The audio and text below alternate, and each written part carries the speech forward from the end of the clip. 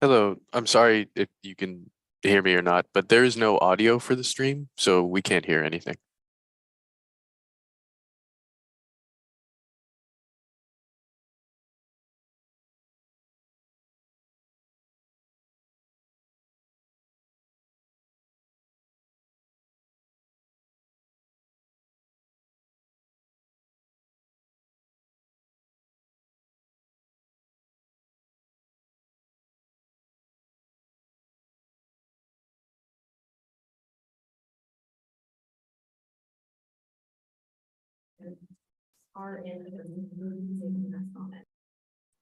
Oh, we can hear you now.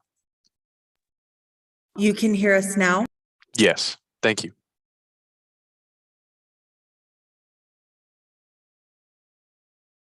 Give us just one moment. We're having some technical difficulties.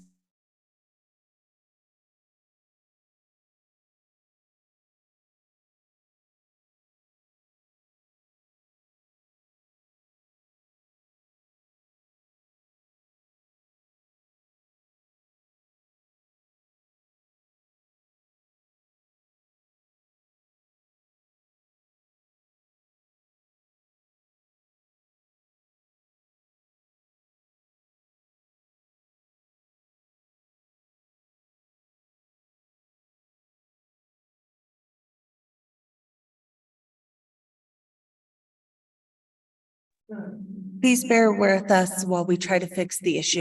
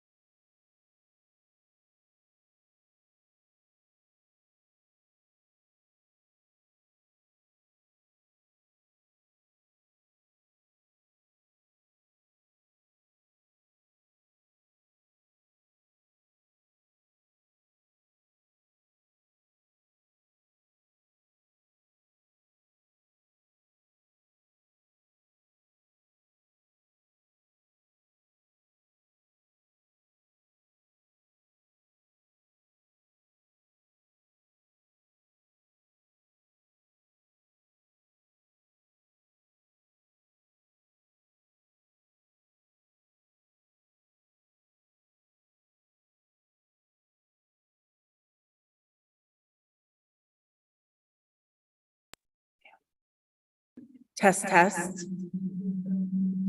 Okay, so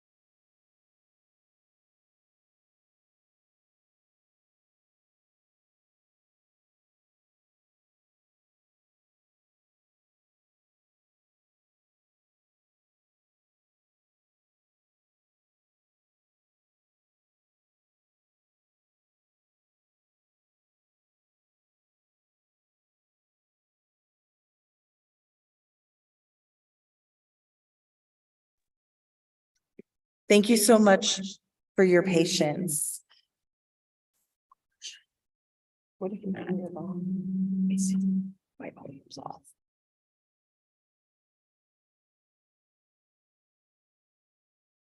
Helen, if you can hear us now, can you please raise your hand? Perfect, thank you so much. Okay. If we want to go ahead and just move forward, and we'll use my laptop as the best we can for audio.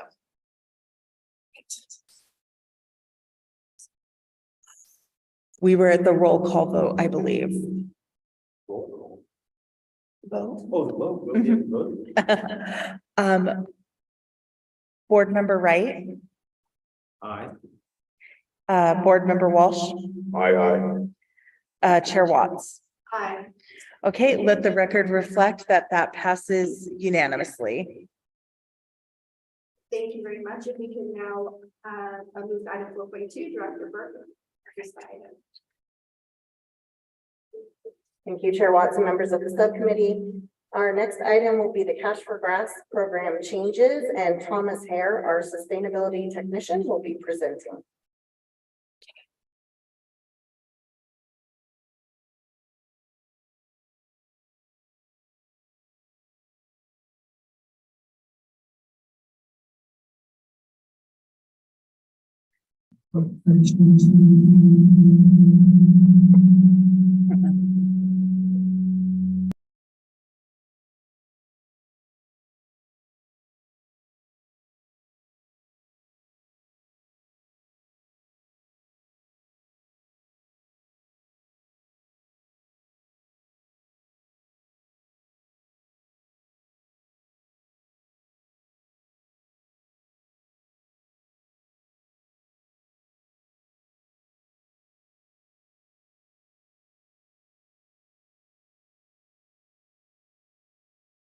Hey, good afternoon, Chair Watts and members of the board. Can everybody hear me? Yeah. Great. I will project. I'm here to talk to you about our Cash for Grass program.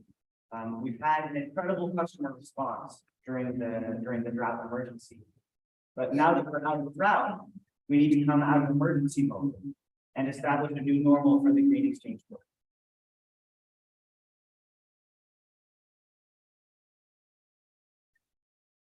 Not letting me advance to the next slide. Try the arrow key.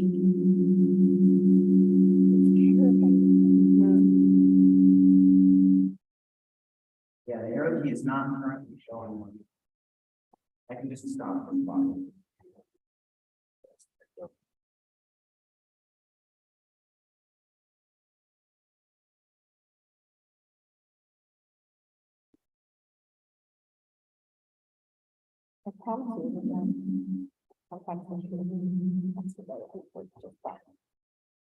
Technology is our friend. So, what is the Green Exchange program that I will be talking to you about? It has two components: the Cash for Grass component, which involves removing lawn, and the irrigation efficiency rebate component, where we help customers make their irrigation equipment more efficient. What we're going to be talking about today is just the Cash for Grass component. I will show you graphs, but I wanted to start by showing you pictures of some actual programs that are happening in the city of Santa Rosa. Customer response has been overwhelming, creative. People here care a lot about saving water, and they act accordingly. And these are some examples just from the city of Santa Rosa recently just during this last round. So if you want to look at the numbers, this graph will show you the extent of the response from the community. You can see in 2017 through 2020, we had relatively low participation in this program, but it jumped up significantly in 2021, 2022. What you're seeing here on this graph, just doing some technical.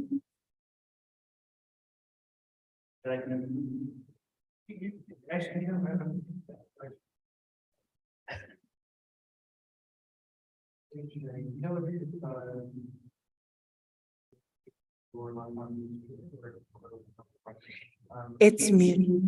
It's muted. I'm unmuted.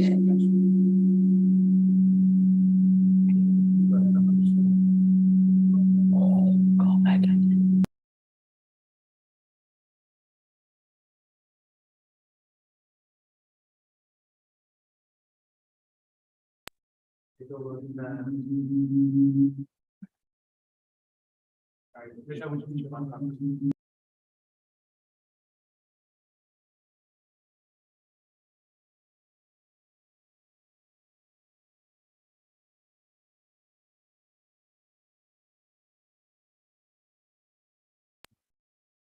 And we'll see you.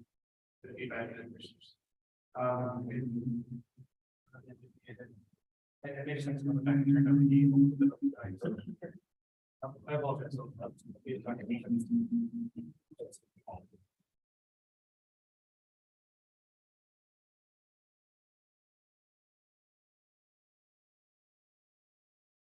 Thank you. Go ahead. Please bear with us as we go through some technical difficulties. I'm going to continue my presentation, but we're going to continue to adjust audio to try and make this sound a little better.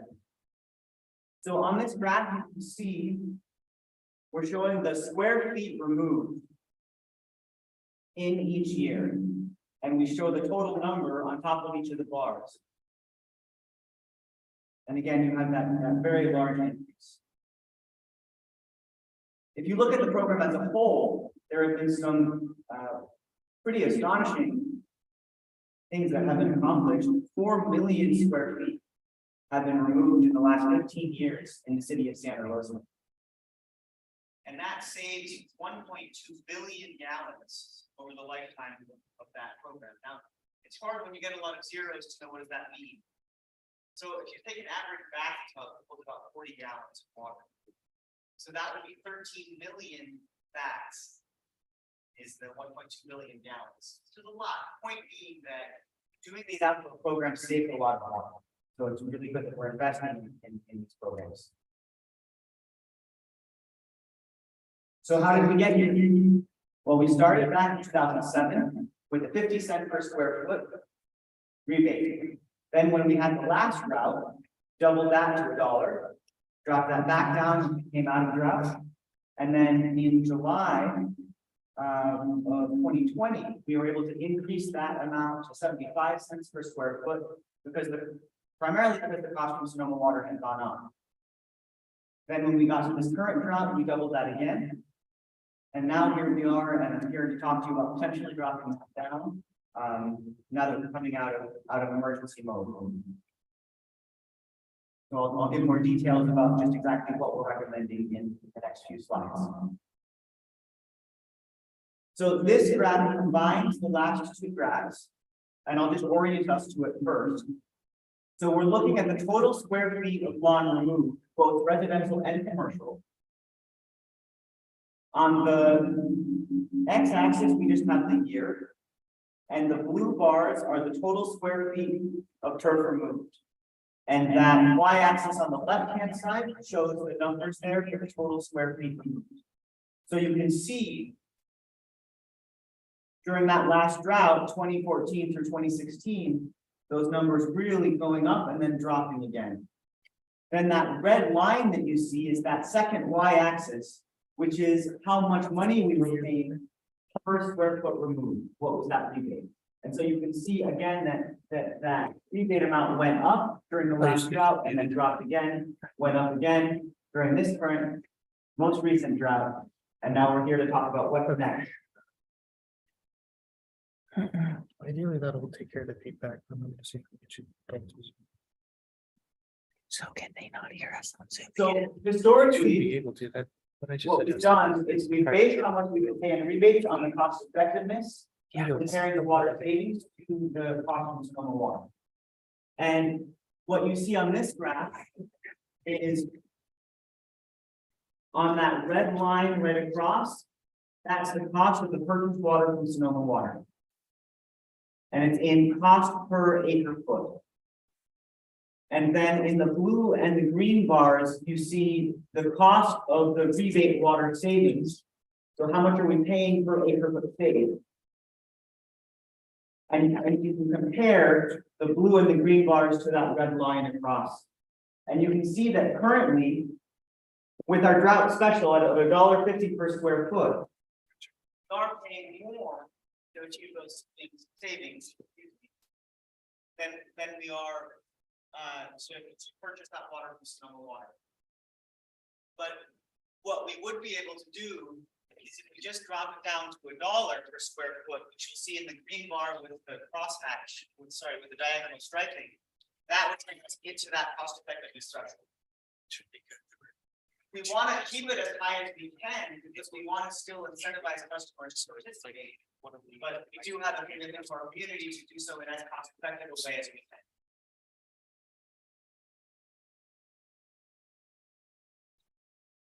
So that is what we're going to be proposing.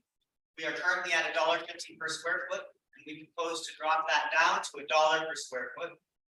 The justification for that is because our water supply is in good shape now with our reservoirs, and we no longer are required to save that 20%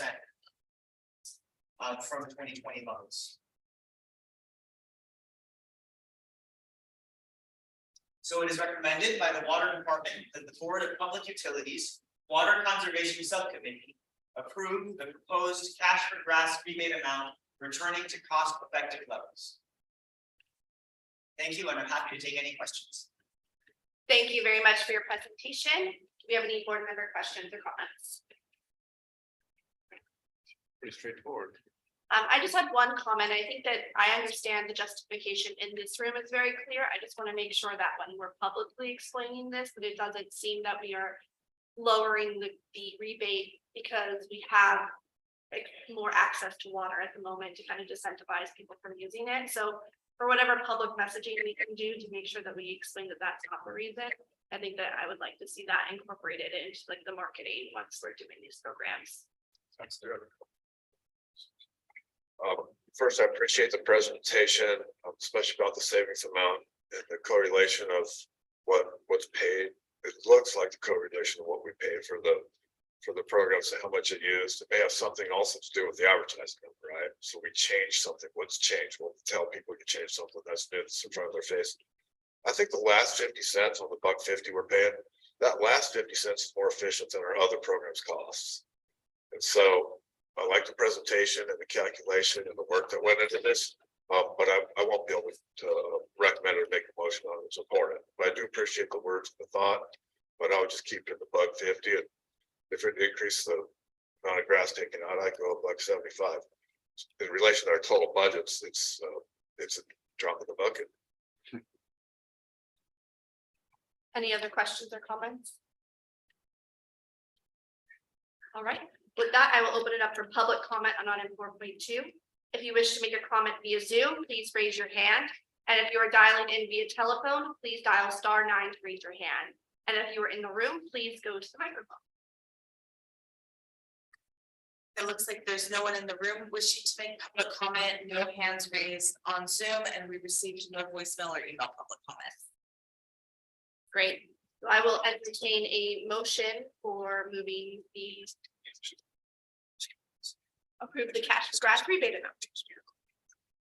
So do they do this or not? Yes.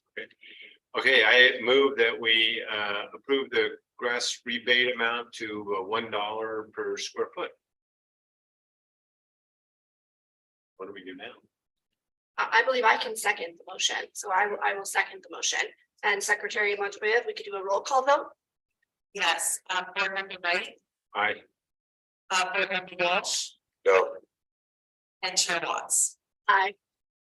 And that passes with 2 affirmative votes with Board Member Walsh voting no.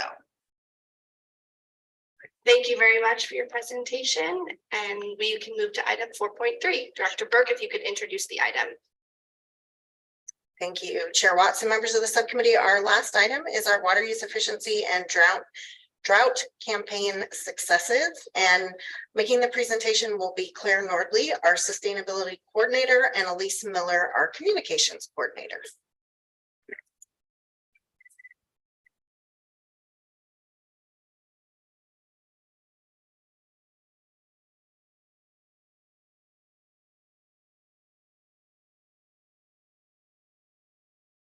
Good morning.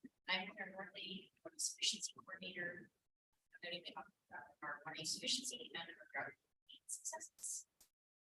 So just a reminder of where we've been. We started thinking about drought and dry weather back in 2020. That was when we launched the Water Smart in November, and then quickly the next year, early next year, February 2021, we pivoted to a spring dry weather outreach.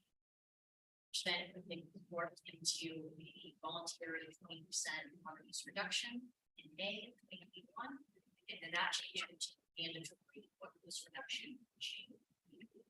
So it's really just to show we've been doing this for 3 years now or so, and the drought actually is obviously just rescinded last month. So that meant that we enacted our water shortage contingency plan, which made our reduction target 50% mandatory. So how did that go?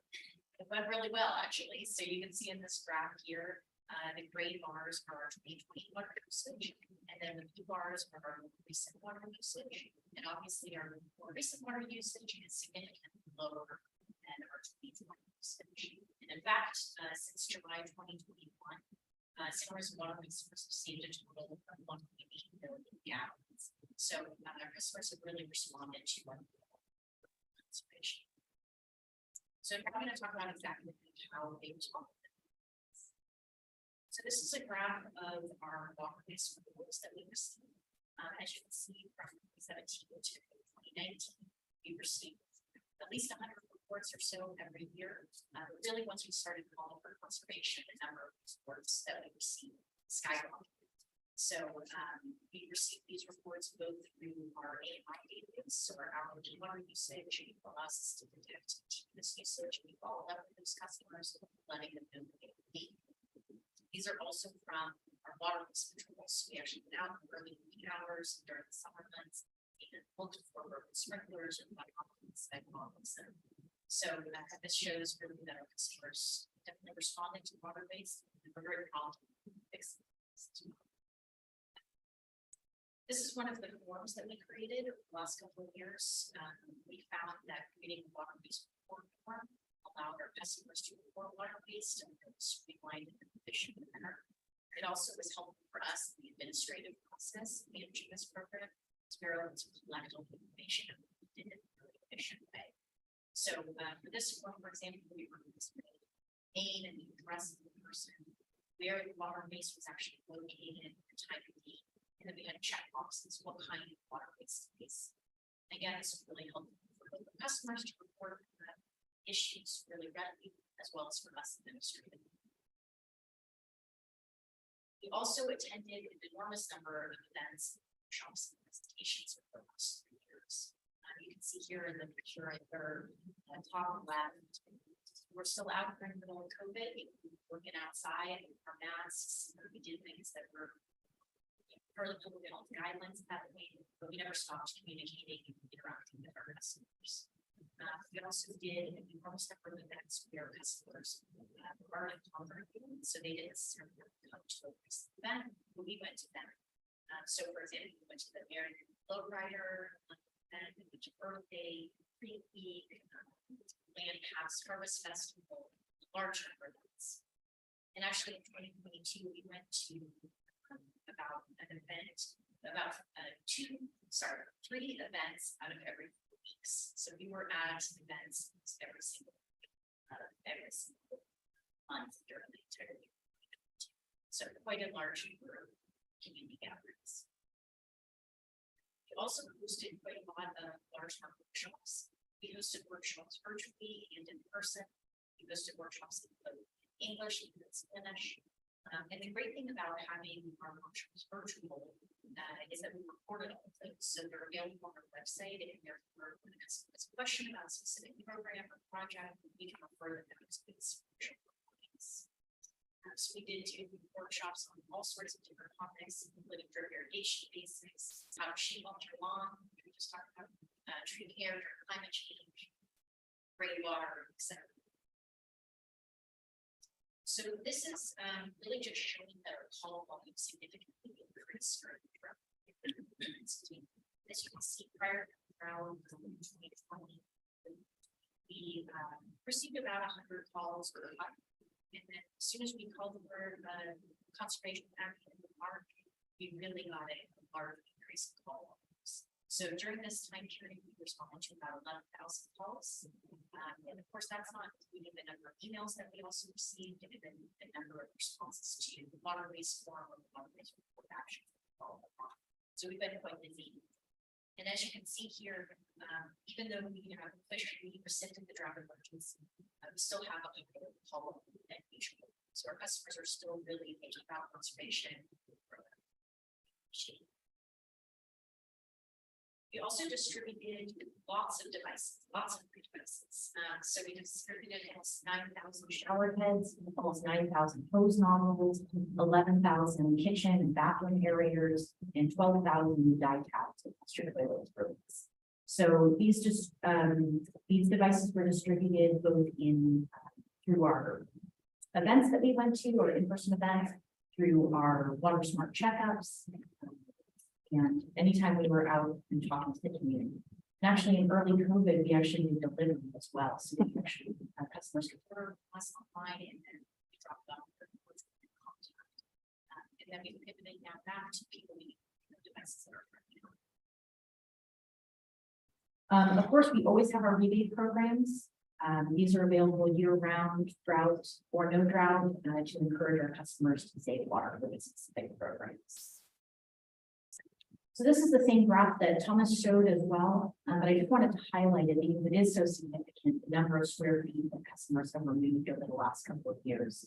It's really increased dramatically compared to the previous drought years.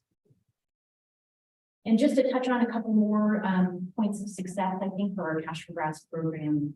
So as Thomas mentioned, we have removed 4 million square feet of grass over the last 15 years. And when we did a comparison to other water utilities who have the same number of connections that we do throughout the state of California, we've removed 50 to 90% more than they have. So 4 million is not just significant in its number, it's also significant compared to other water utilities of our same size.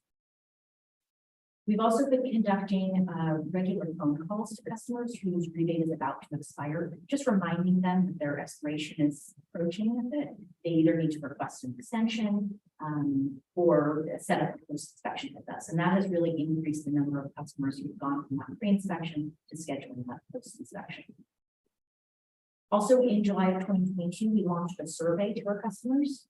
We've had about 120 participants. We email it to them after the end of their post-inspection and we've gone through the rebate program. And we also give them a call and ask them to participate if we haven't received their response yet via mail. So this survey was designed to help us understand how customers understand or like our program, how much they're spending on average, so that we can tailor our marketing and our specifically what's going to be helpful. So during that survey, customers landscape designs, but they don't actually do installations.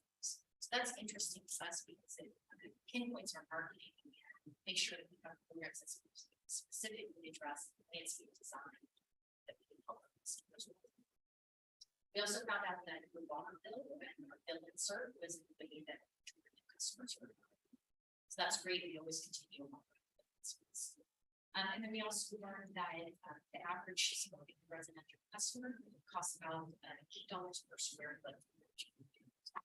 So it's really important that we pay attention. We also got some really nice quotes from people. People really like our program, which is exciting. So this person said, everybody's raving about the next job we did, and we're just ended up being so very proud. a lot of people express that. They love their new garden, they're showing it off, a lot of people comment, our neighbors walk by and comment on it. So it's exciting to see that it sort of generates the interest within the community. And then this person said, the communication from the water agency, and I assume that means us, was spectacular. The paperwork was minimal, very easy process. So that's nice, again, to hear that kind of feedback about our program. So moving on to rainwater harvesting, we have had huge increase in participation in this program as well. We installed over the last 3 years, 39,000 gallons of storage, comparing that to the previous 3 years prior to drought, about 16,000 gallons installed. So significant increase in burner participation. And that's about 25 different sites throughout San Rosa. We also pumped over 760 water smart checkups. So that's when we're actually going to somebody's home, we're testing their shower head, that's aerator for efficiency. We're also doing our sprinkler system and providing recommendations for how to save water. So that was a lot of customer information. And then during COVID, we were doing that's well. We offered a kit where customers could test their flow rates for themselves. So in order to have all of that program participation, obviously we need to devote resources to that. So we're talking about staffing. We have our 2 sustainability technicians on our team, the majority of our field work, those on the ground actually our customers. We also have 2 sustainability representatives, coordinator, which is me, and then during the drought we hired a temporary administrative assistant, which was instrumental in us being able to call when we received. So that was wonderful. And then of course we always have our student insurance as well. We also devoted quite a bit of funding to majority of these programs. As you can see, for our output budget, we spent almost $1 million. That's primarily in bids to encourage our listeners for a cash grass program. We also spent about $300,000 for an indoor program. That's again, we make these supplies, buying those shower devices that we need now. And then we specifically had a drought outreach region that was presented by file-based digital print ads, print bill services. So we devoted quite a lot of resources to achieving the results that we did. So now I'm going to pass it on to Lisa. We're just going to talk about marketing.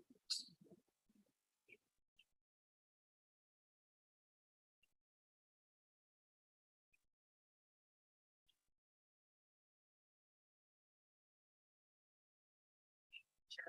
Board members. Thank you for the opportunity to chat with you about delivering the message. So I'm just gonna jump in with programs clearly speaking of third grade programs, right? So we need to communicate about these programs. And I just want to take a minute to give a little credit. I might team too for helping to connect customers with information. It's been fantastic working with the water distribution team. They bring great energy to their programs. We just want to make sure people know about their programs. And I think we all understand the importance of timely and consistent communication. So I'm going to discuss how we connected this information to our customers, the successes, some of the metrics that we're using to measure whether or not we're successful. And so, you know, we lead with our webpage, right? The clearinghouse for all of our information, how we connect people to programs, what was happening with water supply, what restrictions were in place, all of that information there. And we can drive them there with things like our city newsletter, direct mail, digital print radio ads, earned media, and social media. So I'm just gonna show you some examples of what we were able to accomplish. So really looking at this from the lens of the last 18 months from when declared the drought emergency. So our drought webpage that we set up, it had over 130,000 views over the last 18 months. It's really impressive. It was one of the top hit web pages on our src.org website. And then this directed people to all sorts of information about all of our outreach, all of our programs. That's it one. So to connect people to the web page, we also use tools like our City Connection newsletter. We have 110,000 subscribers. That's really impressive. And we have a 40% rate, excellent. And so every single week we had something related to one of the water smart programs, drought, water supply. And we saw in the data that people were clicking through and going to our website to get more information. And when they were on our webpage, they were staying there for minutes at a time, not just clicking in and clicking out. So we know that the webpage is a great portal for information. People were going there, and this is one of the tools that we use to drive them there. We also have 54,000 customers, and a majority of those customers still receive bills. As Claire mentioned, our bill insert steward, and we get a lot of our registration workshops. And during the period of drought, we had at least one bill insert a month that either had a water smart message or drought related message in it, and they were all timed communication. For example, it's time to turn off your irrigation in November timeframe. Here's an upcoming drought drive event, water smart pop-up event that's happening. So those were in the bills. One of the things that we're trying to do was create consistency and repetition. Average person needs to see something 3 times before they start to pay attention to it. So the bills were a great way to reinforce the message. We also did 3 mailed letters. And I was very proud when we had our first drought drive event. We had thousands of people show up for that event. We weren't expecting this many. A lot of people actually showed up with their letters. And the letter had information about drought, restrictions, big event. So we know people are opening them and reading them anecdotally. We also have opportunities to get bill envelope to reinforce our branding and messaging, our bill-based message, actually putting messages on the bill. And then we also recorded some local messages as well with drought-related information for our customers. And then another thing that we did during this drought is a little bit different. COVID played a new role, kind of changed the landscape for us. We went to a ton of events and we were out in public as much as we could be, but it wasn't what we had done previously.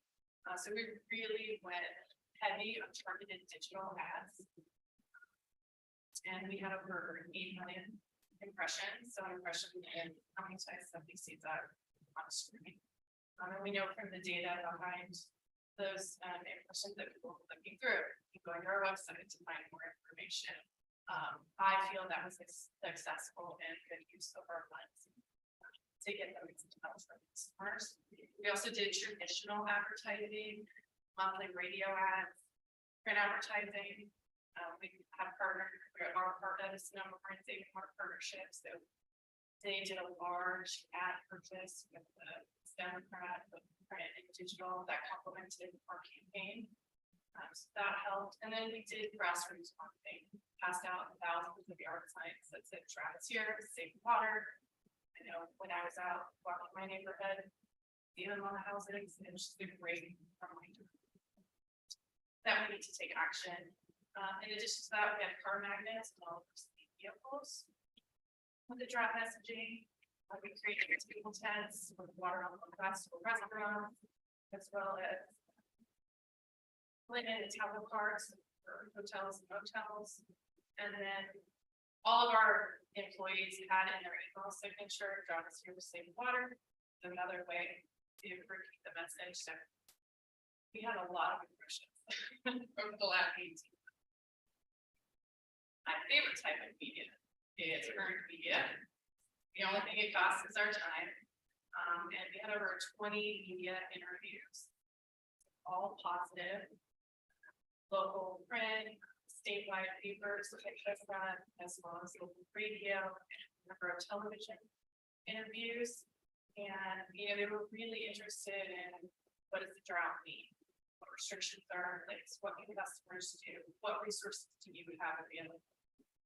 So this was a great way to get our message out to a very broad audience. We didn't have to pay for it. Another outreach tool we have is our social media. We had a very robust social media campaign On Facebook, our reach was 146,000. We had 345 posts over the last 18 months. And all of those were driving customers back to our website, resources, learn more information. We have 2,466 followers. We're working on growing those numbers. We saw the number grow over the course of the draw campaign, and we're continuing to grow those numbers. We also utilize Santa Rosa Water social media as well. And then we also have Instagram, something new work for Santa Rosa Water. We're trying to build more there. They had a reach out of 2,000 with 1,362 followers. So when you put all of these tools together, all of these impressions and repetition, consistent, timely communication, building trust with our customers, that we are a legitimate source of information and we have the resources that they need. Okay. So I think we can say that we were very successful during this drought and achieving our savings. We did. And so now we have been reaching out to our customers and thanking them for the work that they did. It's really important. They know they saved 1.8 billion gallons, 0.8 billion gallons of water over the last 18 months and helped us get through this drought. And sharing these graphics across all of our social media channels. We're in thinking about our partnership is sharing them as well. And really glad that the drought is over. And Claire was talking about all the events and everything that we went to. But it did have an impact. And it's great for running the team. I think their message, helping them magnify their message, be successful. Claire, back up.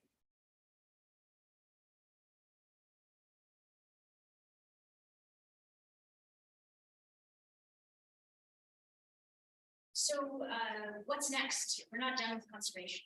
And just because the drought is over doesn't mean we're going to stop our program. So that's another one thing that I think we want to emphasize in any messaging that we're going to be continuing to have out there. That just because the drought is officially over, the drought emergency is over, doesn't mean that it's time for customers to get some water. All of our rebate programs still exist. We're still targeting our higher water users with letters and phone calls. We're still reaching out to our customers and encouraging them to save water. So that's the main thing. Water sufficiency is here to stay. The water sufficiency team is also embarking on some reflection. We're looking at a drought after action report.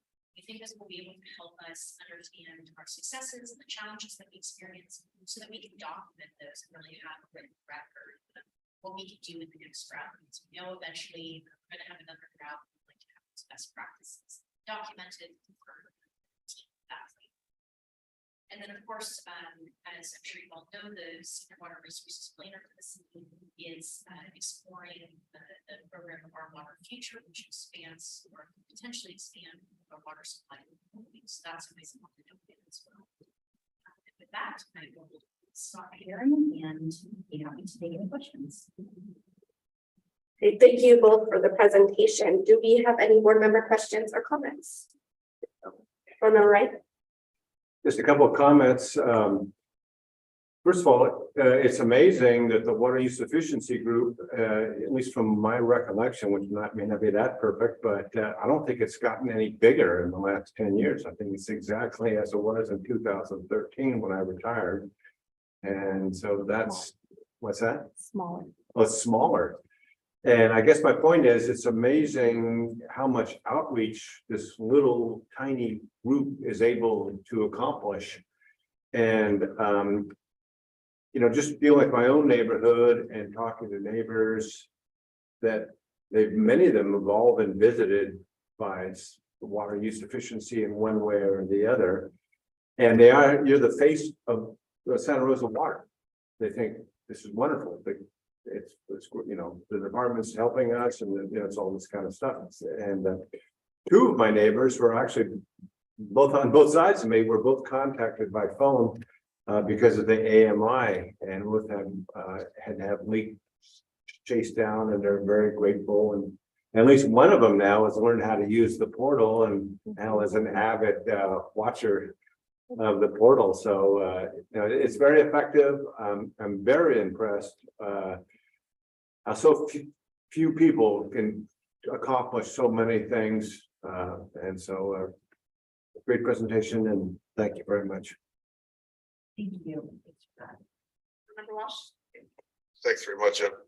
One comment and then one very simple question that. The question, what's that? What's be a measure? The guy's holding a bag and put a shower head on. Flow rate. Flow rate, okay. So less is good, great. And then also, I'm very impressed. You're using 6 different methods or more for communication, and you've been successful with every one of them. And I think it sort of created it's normal to talk about and consider how much water you use to be something you didn't really get excited about. And then it's also normal to be good at saving water. It's abnormal to not. So you changed the tone of the conversation, you made it consistent, it's understandable. And if people have questions, they come to you. So really appreciate that. You've done a great job. Yeah, I echo everything that's been said. It's really incredible with small team and then the mighty team of 2, I think, for communications, the effectiveness that it's able to happen, especially over this last 18 months, but even before that as well. I think that the idea of putting this in a report is really helpful, and I hope other water utilities could maybe even use this report to try to replicate some of the fantastic work that you guys have done. Not sure if that is an option later on, but I know that, you know, I think that you guys showed that there's comparing us to other agencies of similar size and the effectiveness that you guys have been able to have. So maybe we can spread it regionally and get some people to copy some of your best practices. I think that all of it was just, it's overwhelming to see all those numbers, and I think it's great to now shift that to a thank you, right? Like how much people worked. And I don't know if you have a record of those people who had the lawn signs out, or a way to target those as well, just with a email thank you or something. But that is, I think, just shifting that to that communication is a really great way to close the loop and let everyone know that we appreciate the work that they've done in response to all of the conservation, and just being able to continue that message that it's not really over. So yeah, great work. I think we don't have any motion on the floor, but we do have to open up for public comment on item 4.3. So if you wish to make a comment via Zoom, please raise your hand. And if you are dialing in via telephone, please dial *9 to raise your hand. If you're in person, please go to the microphone. Secretary Montoya. And we have no one in the room wishing to make public comments, no hands raised on Zoom. And we received no voicemail or email public comments. Great, well, thank you very much. Thank you all for your presentations today. And with that, we can join the meeting. Thank you.